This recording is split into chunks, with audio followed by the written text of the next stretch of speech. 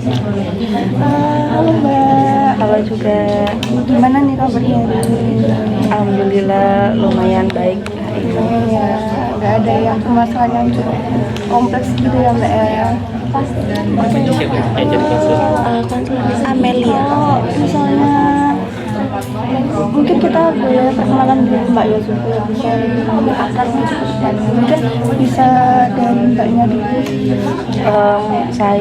Nama saya Anis Yusra Marifa, biasa dipanggil Anis. Saya saat ini sedang berkuliah di Universitas Negeri Malang, jurusan Pengenalan Konseling, sudah semester 4. Kita juga ya Mbak ya. Iya. Oke. Jadi kesini naik apa Mbak? Saya kesini naik motor. Tadi sebelum kesini kegiatannya ngapain kalau Karena ini juga jam-jam pertama ya, jadi nggak main sih karena juga masih pagi, jadi ya bangun langsung kesini aja. gitu? Gimana nih bulan Ramadan kali ini nih? Ya sedikit mengecewakan ya, karena di awal saya kedatangan tamu, jadi saya tidak bisa puasa di awal. Oh gitu ya. Nyari lab sih sama-sama cewek gitu. Oke. Sebelumnya Mbak Anis pernah mengikuti sesi konseling nggak Mbak? Konseling sih kayaknya pernah sih, tapi udah lama terus nggak pernah lagi. Oh, pernah ya. Itu dalam individu atau kelompok? Dalam individu. Berarti kurang lebih udah tahu kan ya, karena ini juga kita mau melakukan sesi konseling individu ya. Oke. Kalau gitu mungkin saya jelaskan secara singkat aja Mbak ya. Kok kita di sini mau melakukan konseling, saya sebagai konselor dan Mbak sebagai konseli, terus juga di sini ada akses kerahasiaan juga, jadi Mbak bisa enjoy aja ceritain apapun permasalahannya karena nggak akan bocor kemana-mana. Terus juga saya di sini juga izin untuk apa yang disampaikan Mbak Anis untuk saya catat di buku saya untuk bentuk informasi yang dari Mbak Anis berikan ke saya. Apakah Mbak Anis berikan? Oh iya Bu. Oke, terus juga kita ada time limit ya Mbak ya. Time limitnya kalau saya merekomendasikan sekitar 20 menit. Kalau Mbak Anis bagaimana? 20 menit. Boleh sih. Oke, kalau gitu kita akan melaksanakan sesi konseling selama 20 menit ya. Oke, kalau gitu mungkin Mbak Anis boleh cerita nih apa kira-kira permasalahan yang lagi urgent yang terjadi. Gini, saya ini ada kayak kekhawatiran gitu loh, kayak terkait pribadi saya sendiri. Kayak saya tuh sering kayak merasa cemas gitu, cemas yang berlebihan. Itu khawatir sama cemas tuh apa ya? Khawatirnya itu sebenarnya karena adanya tuntutan dari sayanya sendiri sih, sama ada kayak ketakutan dalam pertemanan gitu. Tekanan dan tuntutan pertemanan. Namanya kenapa pertemanan? Ya nggak tahu, saya tuh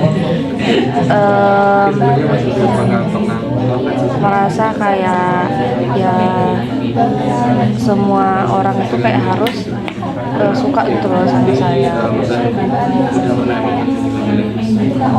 Jadi Mbak Anis ini memberikan tuntutan dan tekanan dalam pertemanan karena merasa kayak semua orang tuh harus suka itu sama kita. Iya.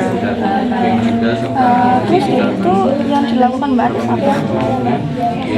Ya saya tuh jadi kalau misalnya di depan orang itu pasti pinginnya kelihatan kayak sempurna, nggak pingin ada kayak hal-hal yang membuat mereka tahu apa kelemahanku. Nah dari situ jadi saya tuh jadi kayak kalau di depan orang itu jadi kayak ya aku harus kayak perfect nih, jangan sampai orang tahu kelemahan itu apa. Takutnya nanti dari situ mereka nggak mau berteman sama aku kayak gitu. Gitu itu kalau dalam perfeksionisnya tuh dalam hal apa? Itu dalam semua hal atau dalam penugasan profesinya apa gitu?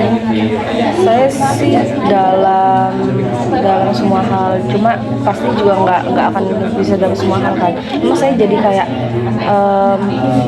apa yang saya lakuin saat itu atau yang perlu saya lakuin itu harus dilakukan dengan betul-betul kayak perfect gitu loh di hadapan semua orang. Terus kalau misalnya ketika Mbak Anis menghadapi suatu kondisi di mana perfeksionis itu tidak bisa dicapai, itu gimana rasanya?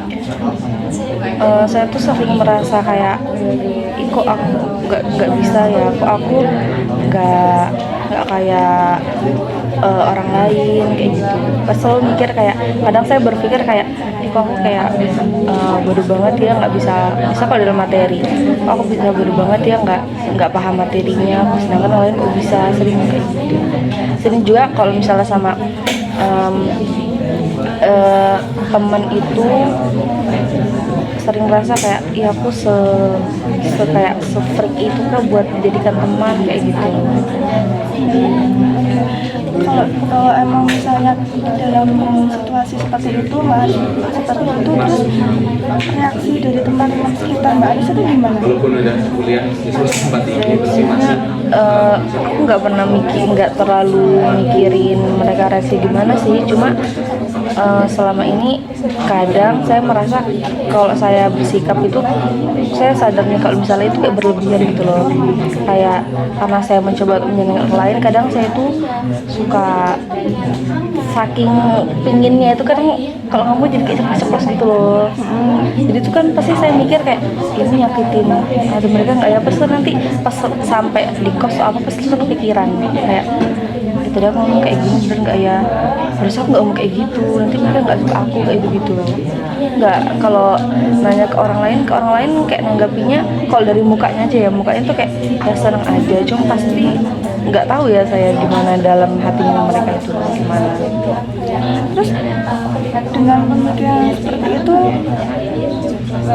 emang benar-benar nampak nggak? Berarti kan apa sih kayak nggak secara apa ya langsung kan menunjuk mereka teman-teman Mbak Anis menunjukkan kalau emang nggak suka atau apa gitu. Itu cuman asumsi Mbak Anis atau bagaimana, atau pernah mendapatkan perilaku yang seperti itu? Kalau perilaku sih nggak pernah, cuma ya saya pasti berpikirnya kayak gitu, soalnya kalau misalnya kadang lihat dari mukanya sih saya, jadi kalau misalnya mukanya kayak gitu ya, apa aku salah ngomong ya, dia nggak suka deh sama aku. Jadi saya malah kayak yang buat saya malah berpikir yang kayak gitu, malah dari diri saya sendiri. Jadi Mbak Anis, saya dengar bilang apa ya, tidak terlalu memberikan respon ketika Mbak Anis mulai berkenalan atau sesuatu. Tapi dari yang dikatakan tadi Mbak Anis bilang kalau misalnya ada reaksi ini Mbak Anis tidak kepikiran kalau ada hal itu gimana ya, kalau bisa dijelasin Mbak Anis? Misalnya itu kalau temen ini ngasih kayak reaksi gitu ya, nah ke sayanya itu jadi kayak buat ada pressure gitu loh, karena nggak tahu ya, saya pasti udah berpikir yang berlebihan tentang apa dari perilaku yang mereka tampakkan. Jadi buat saya tuh itu kayak sudah dari misalnya mereka menunjukkan kayak muka kasih ini orang kayak gitu, atau kalau misalnya kadang mereka nggak nunjukin tapi aku yang udah berpikiran kayak mereka tuh kayak ketawa-ketawa aja, cuma pasti kalau langsung mikir kayak salah dia ngomong kayak gini, gimana ya ini, kayak langsung pikiran di otak tuh langsung kayaknya aku nggak harusnya ngomong kayak gini deh, kayak gitu, kayaknya nyakitin hati mereka deh kayak gitu. Tadi di situ bisa dikatakan Mbak Anis justru memberikan apa ya, bentuk respon yang kadang terlalu berlebihan, kayak mereka ketawa, mereka pasti ketawain aku gitu. Iya kadang kayak gitu, jadi kayak seakan misalnya tuh mereka ketawanya tuh emang karena cuma ketawa aja biasa, cuma masa aku disitu berpikir kayak apa mereka ketawain gitu ya, apa aku sekonyol itu kah kayak gitu.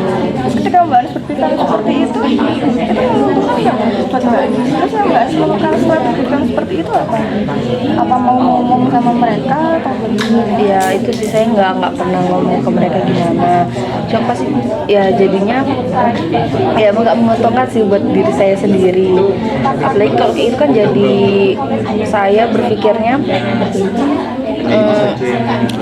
nah dari karena pikiran yang kayak gitu jadi buat saya tuh menuntut diri saya sendiri buat kayak harus lebih sempurna di mata orang lain. Dengan kata harus gitu Mbak Anis ngerasa capek nggak buat menjalani atau apakah Mbak Anis enjoy dalam menjalani hidup dengan alibi aku harus perfect nih semua untuk bisa dilihat sama semua orang Ya pastinya ada sedikit nggak nyaman ya, soalnya kan ada di satu waktu kayak misalnya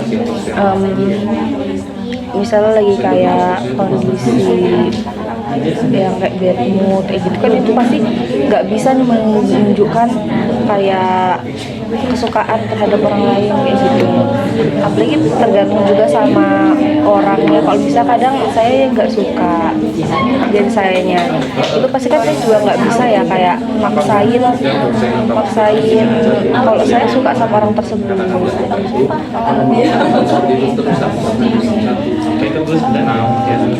tadi dari tanya Mbak Anis ini Mbak Anis apa ya ingin terlihat selalu perfect di mata orang lain dan juga apa ya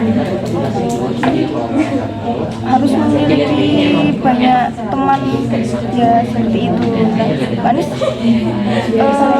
tahu nggak kalau misalnya itu tuh bentuk dari kayak perilaku irasional atau perilaku yang nggak menguntungkan Ya saya tahu sih, cuma nggak tahu ya kayak kenapa saya tahu perilaku itu kayak nggak baik juga buat diri saya, cuma kayak saya nggak bisa menghindari itu.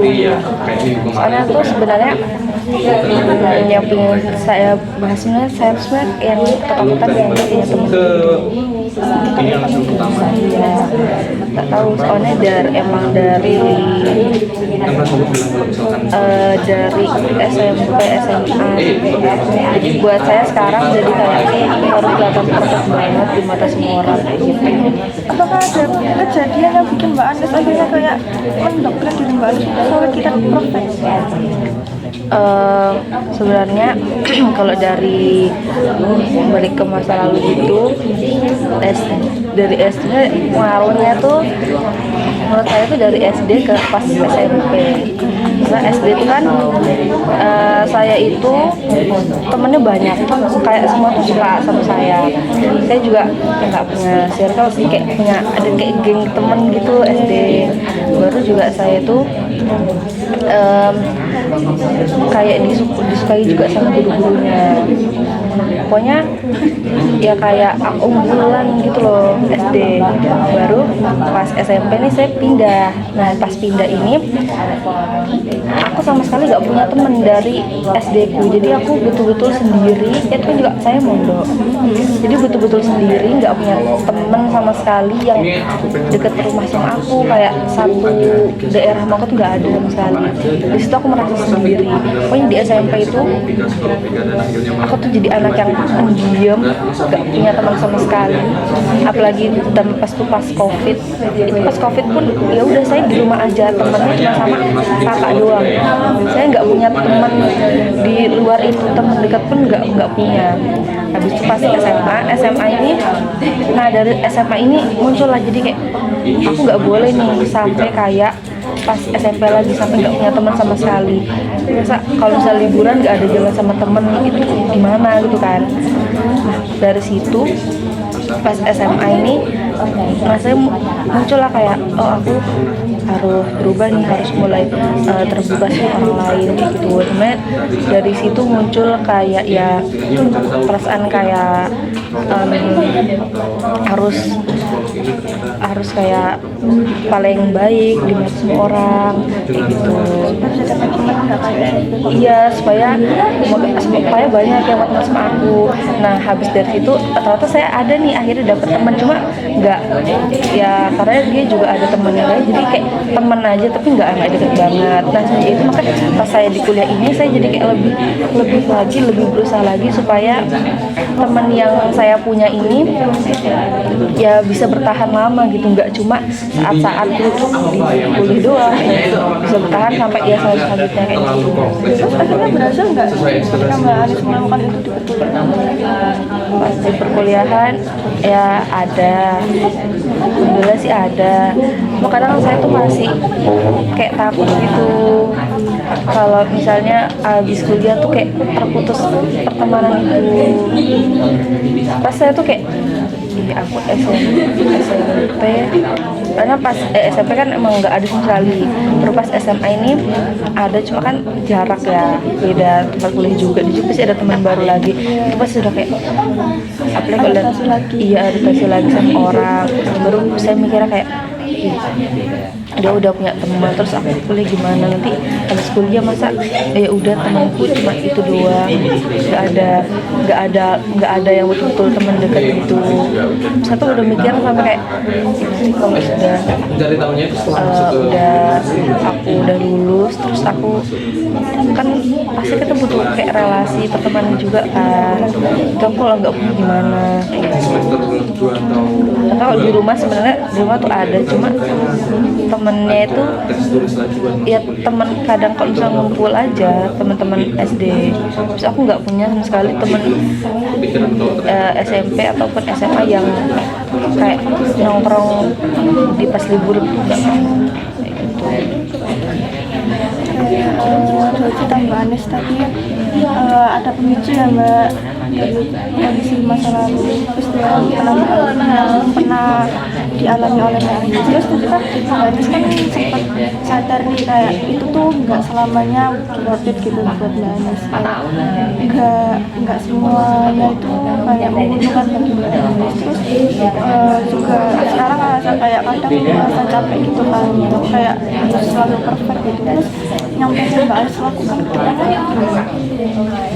Ya yang pasti saya masih nggak tahu sih cara ngilangin yang pikiran itu gimana. Cuma kalau dari perilakunya saya sendiri ya saya mungkin nggak harus berlebihan sih menuntut pandangan orang kepada saya sendiri. Soalnya juga kan itu pandangan mereka bukan pandangan saya. Cuma saya lagi berusaha ya, yang teman yang saya punya sekarang tuh ya jangan disia-siakan, jangan sampai putus pertemanannya itu. tapi itu masih ada rasa takut gitu. Ya masih Iya masih. Tapi emang apa ya, itu emang udah terjadi tuh belum? Kalau yang perkuliahan ini kan ya belum. Kalau yang SMA ini juga kan karena nggak pernah ketemu juga, nggak pernah chatan juga, ya udah kayak jarang, udah pokoknya kalau ketemu pun nggak pernah sih, kayak nggak pernah ketemu lagi. Itu saya ingat saya setahun lalu kayak terakhir ketemu cuma yang ngumpul doang. Nggak ada sih, nggak kontakan lagi sekarang.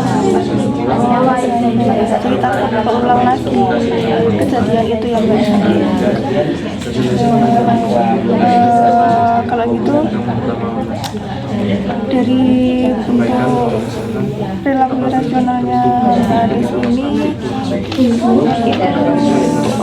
sebenarnya kekhawatiran, cemas, terus sekarang sebenarnya udah tahu apa yang udah harus dilakuin, kayak nggak usah terlalu khawatir pertemanan, apalagi temennya sekarang ada, terus juga apakah lebih dekat sama yang kuliah tapi pakai sebelumnya enggak? Sama sebelumnya sebenarnya untuk jenis pertemanannya itu beda ya, karena kalau sama sih sama-sama teman-teman. Soalnya kan juga dulu kan hampir setiap hari ketemu 24/7 ketemu, tapi emang nggak bisa seterbuka itu. Kalau kenyamanannya nyaman aja, karena kan sering ketemu kan, emang hari-hari ketemu, tapi nggak sampai yang seterbuka itu untuk menceritakan kayak permasalahan sama keluarga atau apapun itu. Dan kalau yang sekarang nggak tahu, kayak mungkin udah kayak bisa sambil tukar pikiran juga, jadi kayak lebih nyaman, lebih kayak enak gitu untuk misal berkeluh kesah atau apa kayak gitu. Ya, berarti berbeda ya Mbak, ya kayak lebih intens dengan temannya sekarang. Dengan begitu intens dengan temannya sekarang itu apakah mengurangi pemikiran Mbak Anis buat sebenarnya ya mengurangi sedikit, soalnya ini juga temen yang saya ini ya apa ya, bisa mengerti juga, sering cerita kita bareng, kayak sharing permasalahan dia atau permasalahanku, jadi kayak punya temen lah, nggak merasa sendiri gitu kalau di kosan gitu. Sedangkan kalau misalnya yang dulu di pondok itu rame-rame, cuma saya merasa sendiri. Jadi dari situ mulai bisa nih untuk mulai mengurangi rasa takut dan cemas itu. Iya. Oke,